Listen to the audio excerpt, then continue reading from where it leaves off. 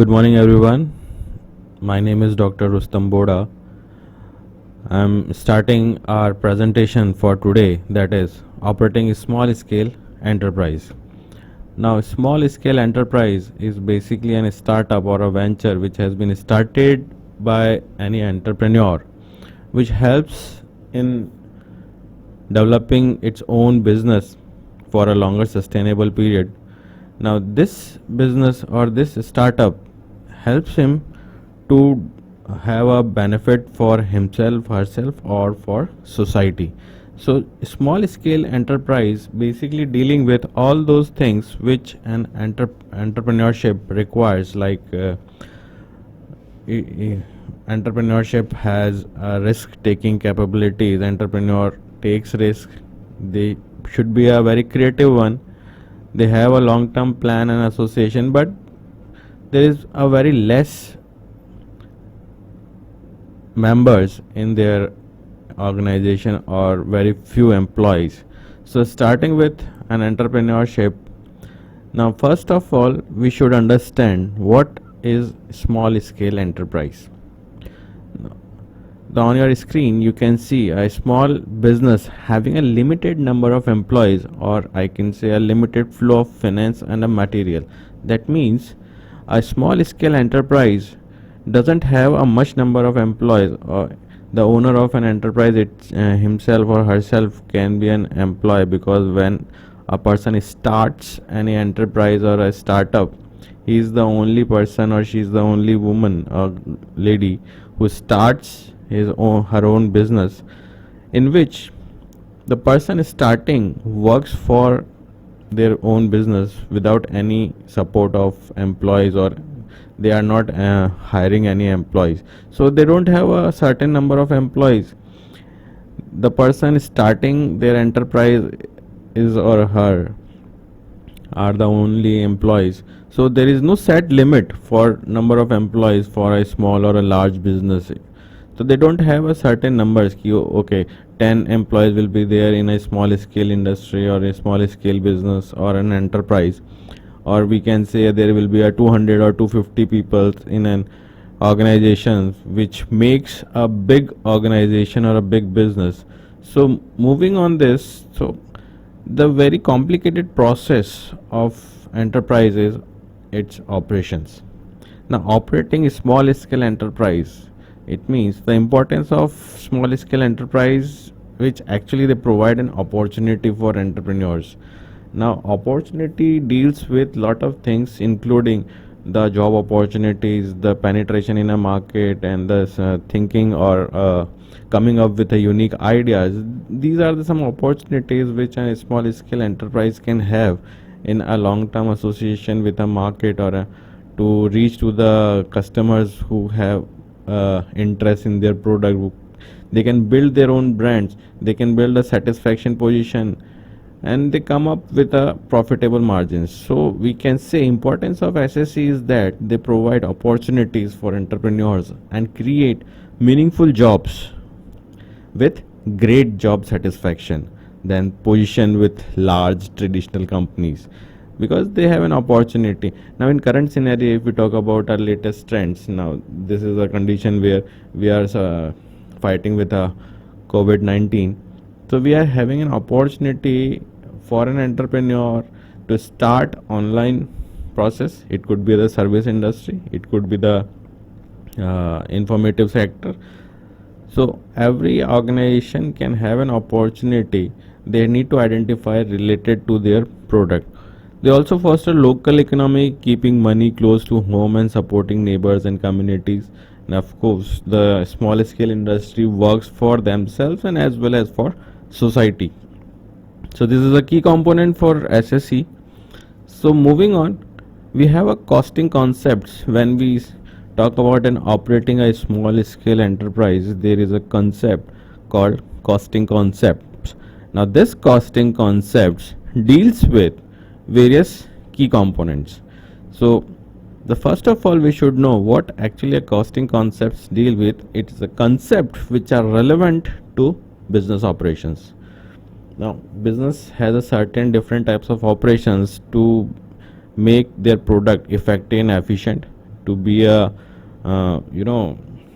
being sustainable in a market. So they need to identify the price, value and the cost for certain product and their services, and of course decision can be studied on basis of their purpose. So these are some key components like price, value and cost, which comes under the costing concept. And this costing concept basically or importantly makes the relevancy of your business for customers with respect to the quality and the quantity of the product, and of course the price and the concept values. So there are various types of cost involves in production cost, involves in operations, like production cost, then selling cost. Production cost completely based on cost involved in production of a product or a service. Selling cost, when the product is ready or the service is designed, finally they come up for the selling, it includes certain cost. Then distribution cost, it can, we can say it's a logistic cost. Then administrative cost, the complete administrative process for manufacturing or to design a product and then selling of a product, marketing, various services requires an administration, and that administrative cost deals for costing factors. Then of course importantly research cost, you need to identify what type of product you come up from your organization for market, for customers, for consumers. You need to have a research, market research, requirement of a market, requirement of a customers, what changes you need to focus on to develop a product or come up with a new product. You need to modify a existing product. There are a lot of things which need a research part. That research already also include costs, and that is also a research cost.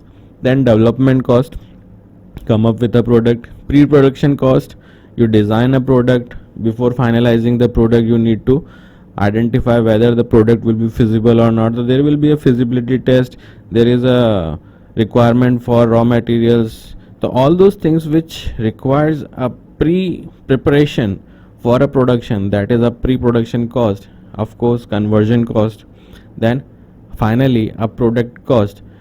So there are various cost involved in operations. Now these are the some costing components. These are the not only costing components, there are a lot of different components also which can be considered as a miscellaneous cost in an operations, which helps in come out from an costing concepts, or which requires for operating a small scale enterprise. So when we talk about a production cost, basically a manufacturer when develop a product requires certain cost. Now that cost relates to the raw material and labor needed to create the product. So whenever a company, an organization or an enterprise wants to develop a product or manufacture a product, or they design a service, manufacture a production, they require certain cost, and that cost majorly involves raw material. Of course they will be requiring a raw material for developing a product. And secondly the labor, or those employees who helps in manufacturing, who will manufacture a product on an assembly line, or some creation of a creativity or creation of a production. So these things requires some cost, and that is a manufacturing cost for production. Simultaneously there are certain costs in service industry also, which costs related to the labor required to implement the service, and costs involved in delivering the service. Now when we talk about a service industry, there are products which are being designed for customers for providing their to the service. Now these services requires labor cost. Now even a production or a service industry product requires research part. Now what type of services customers requires, that is also been involving a cost. So of course a labor cost is also requires to develop or design a service. It could have a material cost involved in delivering the service. So there's every production, every service requires a production cost. Now production cost can be distinguished with a two major costing component, that is direct cost and indirect cost. Now direct, when we talk about a direct cost as its name suggests ki it requires for a direct purchase or direct expenses of a company or an organization, that is material purchase for as a raw material, for example plastics and a metal or some, all those product all those component, all those material which is required for manufacturing a final or finished product, as well as worker salary. Means if you are hiring a labor, they will be requiring a salary, might be your labor is on day to day basis, on monthly basis, or you have a permanent employees. So there are a lot of workers salary which countable as a direct cost. Second is an indirect cost, which includes overheads. Now this overheads doesn't means ki we are not aware about these costs, but these are some costs which are as rent. You will have a rent cost. It means the premises in which you are manufacturing a service, manufacturing a cost, manufacturing a product has a rental process. Or we have an administrative salaries. Every process requires an administration so that we come up with an effective and a very quality product. So there should be an administrative services, and this services requires an administrative salaries. We hire managers, we hire all those supervisors who can have keep a check on the production or in process. And finally there could be a utility expenses. Certain utility requires water billing, electricity, or you can hire a guard services for security purpose. So all those costs which been required for production result in a product cost. Now the actual total product cost can be calculated as total direct material and labor cost, which when added with total manufacturing overheads will give you a total product cost. Now we can say as a formula, total product cost is equals to total direct materials and labor costs plus total manufacturing overhead costs. Now when finding a total product cost, we now can have a unit cost, a unit of product cost by determining the product cost. So the formula which can be derived from above formula or a total product cost, it is to determine the product cost per unit of product. So to identify the per unit costing, we can divide the sum by the number of unit manufactured in the period covered by those costs.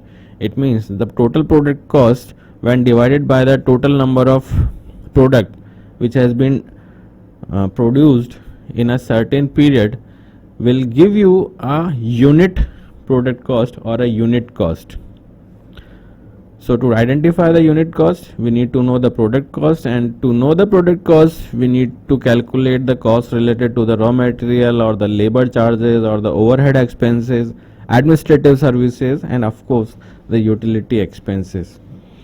So moving on, the product cost can be summarized as refer to the amount invested to create a product, or these costs involve direct labor, direct materials, consumable production supplies, and factory overheads.